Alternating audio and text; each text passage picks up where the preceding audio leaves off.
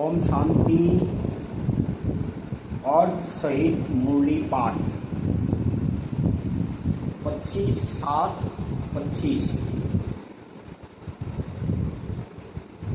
बाबा बोले, मीठे बच्चे सदा एक ही फिक्र में रहो कि हमें अच्छी रीति पढ़कर अपने को राज तिलक देना है। पढ़ाई से ही राजाई मिलती है। प्रश्न है, बच्चों को किस उल्लास में रहना है? दिल शिकस्त नहीं होना है, क्यों? उत्तर है, सदा यही उल्लास रहे कि हमें इन लक्ष्मी नारायण जैसा बनना है, इसका पुरुषार्थ करना है। दिल शिकस्त कभी नहीं होना है, क्योंकि यह पढ़ाई बहुत सहज है। घर में रहते भी पढ़ सकते हो, इसकी कोई फीस नहीं, लेकिन हिम्मत जरूर चाहिए। गीत है, तुम ही हो माता पिता तुम ही हो। ओम शांति। बच्चों ने अपने बाप की महिमा सुनी। महिमा एक की ही है और कोई की महिमा गाई नहीं जा सकती, जबकि ब्रह्मा विष्णु शंकर की भी कोई महिमा नहीं है। ब्रह्मा द्वारा स्थापना कराते हैं, शंकर द्वारा विनाश कराते हैं, विष्णु द्वारा पालना कराते हैं। लक्ष्मी नारायण को ऐसा लायक भी शिव बाबा ही बनाते हैं। उनकी ही महिमा है, उनके सिवाय फिर किसकी महिमा गाई जाए? इनको ऐसा बनाने वाला टीचर ना हो तो यह भी ऐसे ना बने। फिर महिमा है सूर्यवंशी घराने की, जो राज्य करते। तो पहली जो महिमा है शिव बाबा की, जो इतने अच्छा दुनिया बनाते, लक्ष्मी नारायण बनाते हैं। फिर दूसरी है सूर्यवंशी घराने की, जो राज्य करते हैं। बाप स्वयं संगम पर ना आए तो इन्हों को राजाई भी मिल ना सकी। और तो किसकी महिमा है नहीं। फॉरेनर्स आदि कोई की भी महिमा करने की दरकार नहीं। ऊंच से ऊंच शिव बाबा ही है, उनसे ही ऊंच पद मिलता है, तो उनको अच्छी तरह से याद करना चाहिए ना। अपने को राजा बनाने के लिए आपे ही पढ़ना है। जैसे बैरिस्ट्री पढ़ते हैं तो अपने को पढ़ाई से बैरिस्टर बनाते हैं ना। तुम बच्चे जानते हो शिव बाबा हमको पढ़ाते हैं। जो अच्छी रीति पढ़ेगा वही ऊंच पद पाएगा। पढ़ने लिए श्रीमत मिलती है, मूल बात है पावन बनने की, जिसके लिए यह पढ़ाई है।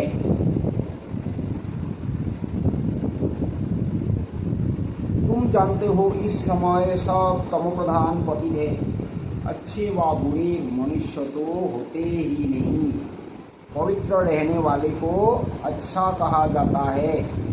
अच्छा पढ़कर बड़ा आदमी बनता है तो महिमा होती है, परंतु है तो सब पति भी पावन की महिमा करते हैं। सतयुग में है पावन, वहाँ तो इसकी महिमा नहीं करती। यहाँ पवित्र सन्यासी भी हैं, अपवित्र गृहस्थी भी हैं, तो पवित्र की महिमा गाई जाती है। वहाँ तो यथा राजा रानी तथा प्रजा होते हैं। और कोई धर्म नहीं जिसके लिए पवित्र अपवित्र कहें। यहाँ तो कोई गृहस्थियों की भी महिमा गाते रहते हैं। उनके लिए जैसे वही खुदा अल्लाह है, परंतु अल्लाह को तो पति पावन लिबरेटर गाइड कहा जाता है। वह फिर सब कैसे हो सकते? दुनिया में कितना घोर अंधियारा है। अभी तुम बच्चे समझते हो तो बच्चों को यह होना रहना चाहिए, हमको पढ़कर अपने को राजा बनाना है। जो अच्छी रीति पुरुषार्थ करेंगे वही राज तिलक पाएंगे। बच्चों को उल्लास में रहना चाहिए, हम भी इन लक्ष्मी नारायण जैसे बने। इसमें मुझने की दरकार नहीं, पुरुषार्थ करना चाहिए। दिल शिकस्त नहीं होना चाहिए। यह पढ़ाई ऐसी है, खटिया पर सोए हुए भी पढ़ सकते हो, विलायत में रहते भी पढ़ सकते हो, घर में रहते भी पढ़ सकते हो। इतनी सहज पढ़ाई है। मेहनत कर अपने पापों को काटना है और दूसरों को भी समझाना है। दूसरे धर्म वालों को भी तुम समझा सकते हो। कोई को भी यह बताना है तुम आत्मा हो, आत्मा का स्वधर्म एक ही है, इनमें कोई फर्क नहीं पड़ सकता है, इनमें कोई फर्क नहीं पड़ सकता है। शरीर से ही अनेक धर्म होते हैं, आत्मा तो एक ही है, सब एक ही बाप के बच्चे हैं। आत्माओं को बाबा ने एडॉप्ट किया है, इसलिए ब्रह्मा मुख वंशावली गाए जाते हैं। कोई को भी समझा सकते हो आत्मा का बाप कौन है। फॉर्म जो तुम भराते हो उसमें बड़ा अर्थ है, बाप तो जरूर है ना, जिसको याद भी करते हैं, आत्मा अपने बाप को याद करती है। आजकल तो भारत में कोई को भी फादर कह देते हैं, मेयर को भी फादर कहते हैं, परंतु आत्मा का बाप कौन है उसे जानते नहीं है। गाते भी हैं तुम मात पिता हम बालक तेरे, तुम्हारी कृपा से सुख घनेरे, परंतु वह कौन है, कैसे है, कुछ भी पता नहीं। भारत में ही तुम मात पिता कह बुलाते हैं, बाप ही यहाँ आकर मुख वंशावली रचते हैं। भारत को ही मदर कंट्री कहा जाता है, क्योंकि यहाँ ही शिव बाबा मात पिता के रूप में पार्ट बजाते हैं। यहाँ ही भगवान को मात पिता के रूप में याद करते हैं। विदेशों में सिर्फ गॉड फादर कर बुलाते हैं, परंतु माता भी चाहिए ना जिससे बच्चों को एडॉप्ट करे। पुरुष भी स्त्री को एडॉप्ट करते हैं, फिर उनसे बच्चा पैदा होते हैं, रचना रची जाती है। यहाँ भी इसमें परमपिता परमात्मा बाप प्रवेश कर एडॉप्ट करते हैं। बच्चे पैदा होते हैं, इसलिए उनको मात पिता कहा जाता है। यहाँ आकर उत्पत्ति करते हैं, वह है आत्माओं का बाप, फिर यहाँ आकर उत्पत्ति करते हैं। यहाँ तुम बच्चे बनते हो तो फादर और मदर कहा जाता है। वह तो है स्वीट होम, जहाँ सब आत्माएं रहती है। वहाँ भी बाप के बिगर कोई ले जा ना सके। कोई भी मिले तो बोलो तुम स्वीट होम जाना चाहते हो, फिर पावन जरूर बनना पड़े। अभी तुम पतित हो, यह है ही आयरन एज ए तमो प्रधान दुनिया। अभी तुमको जाना है वापिस घर। आयरन एज आत्माएं तो वापिस घर जा ना सके, आत्माएं स्वीट होम में पवित्र ही रहती हैं। तो अब बाप समझाते हैं, बाप की याद से ही विक्रम विनाश होंगे। कोई भी देहधारी को याद नहीं करो, बाप को जितना याद करेंगे उतना पावन बनेंगे और फिर ऊंच पद पाएंगे। नंबर 1, लक्ष्मी नारायण के चित्र पर कोई को भी समझाना सहज है। भारत में इनका राज्य था। यह जब राज्य करते थे तो विश्व में शांति थी। विश्व में शांति बाप ही कर सकते हैं और कोई की ताकत नहीं। अभी बाप हमको राजयोग सिखला रहे हैं। नई दुनिया के लिए राजाओं का राजा कैसे बन सकते हैं वह बतलाते हैं। बाप ही नॉलेजफुल है, परंतु उनमें कौन सी नॉलेज है यह कोई नहीं जानते हैं। सृष्टि के आदि मध्य अंत की हिस्ट्री ज्योग्राफी बेहद का बाप ही सुनाते हैं।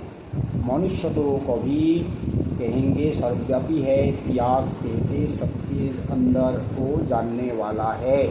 फिर अपने को तो कह ना सके। यह सब बातें बाप बेट समझाते हैं। अच्छी रीति धारण कर और हर्षित होना है। इन लक्ष्मी नारायण का चित्र सदैव हर्षित मुख वाला ही बनाते हैं। स्कूल में उच्च दर्जा पढ़ने वाले कितना हर्षित होंगे, दूसरे भी समझेंगे यह तो बहुत बड़ा इम्तिहान पास करते हैं, यह तो बहुत ऊंची पढ़ाई है। फी आदि की कोई बात नहीं, सिर्फ हिम्मत की बात। यह तो बहुत ऊंची पढ़ाई, इससे ऊंची पढ़ाई कोई हो ही ना सकते। बहुत कारण है। एक तो पढ़ाने वाला सब ऊंचते ऊंच है और हम बनते भी ऊंचते ऊंच हैं।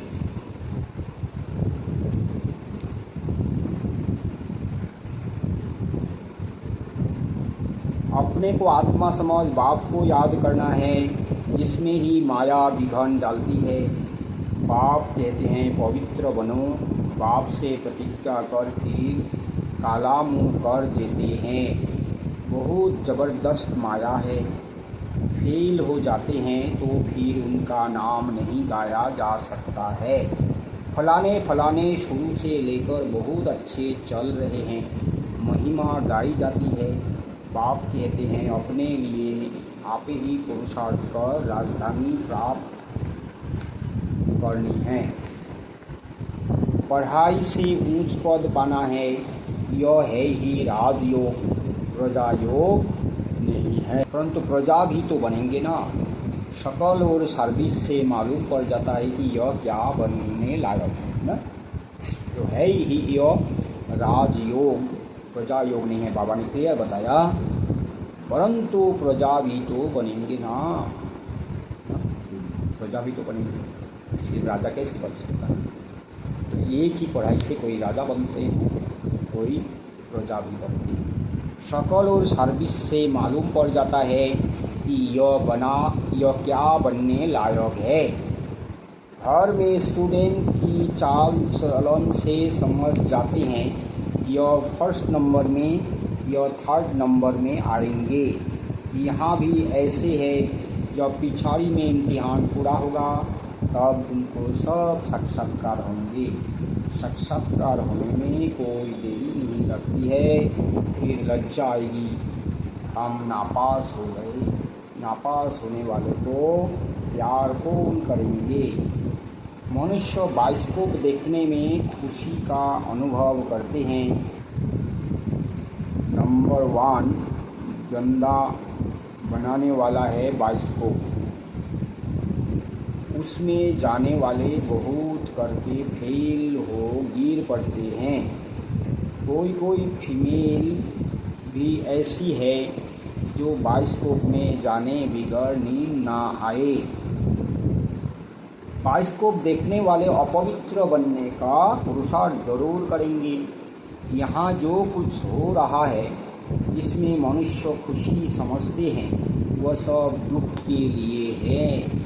यह है विनाशी खुशियाँ, अविनाशी खुशी, अविनाशी बाप से। दुनिया वाले जो भी खुशी समझते हैं वो तो एक्चुअली दुख के कारण होते हैं।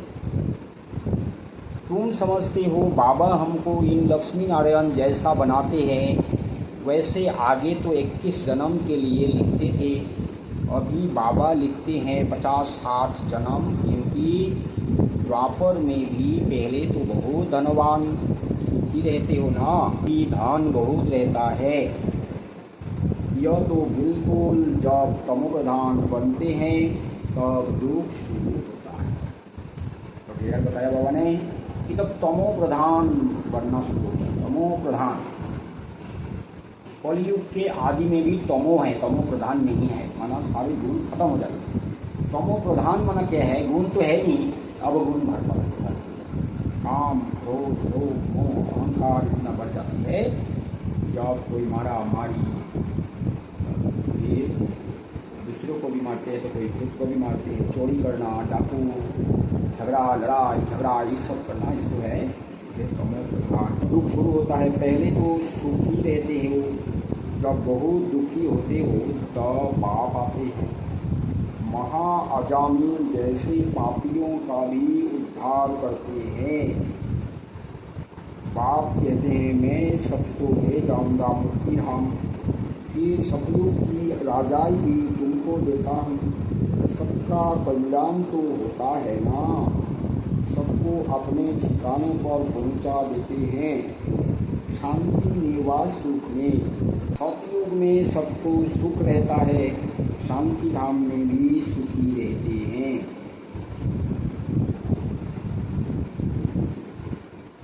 कहते हैं विश्व में शांति हो।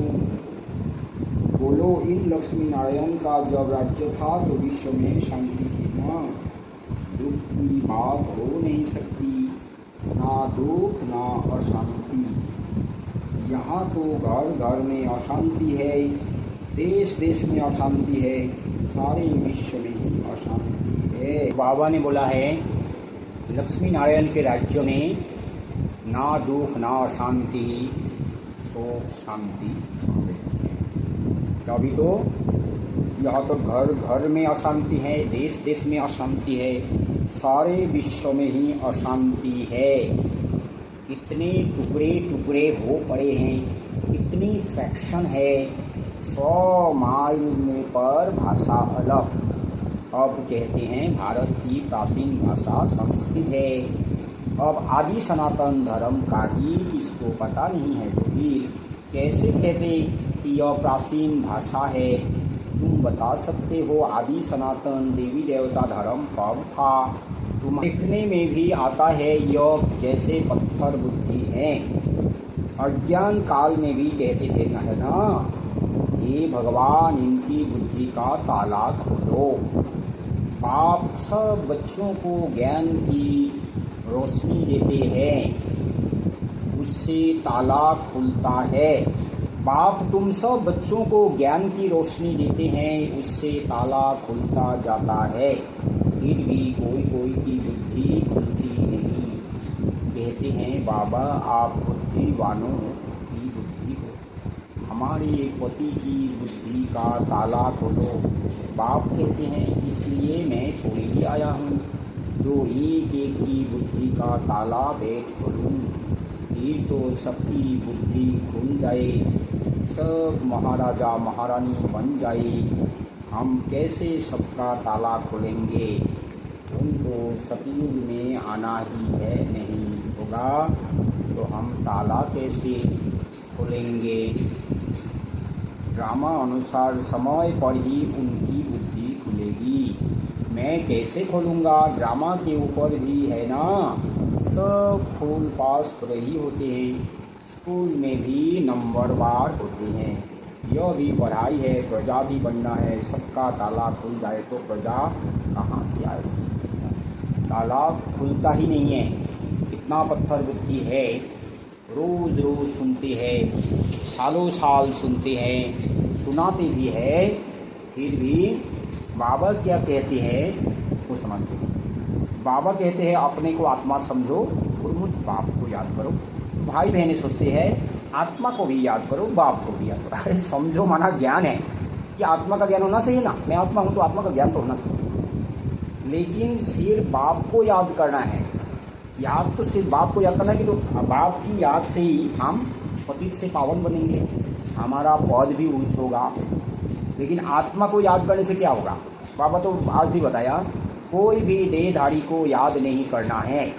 तो देहधारी माना आत्मा है ना, आत्मा को याद नहीं करना है बोलते हैं, फिर भी सिखाते भी है और प्रैक्टिस भी करता है कि मैं आत्मा हूँ, मैं शरीर नहीं हूँ।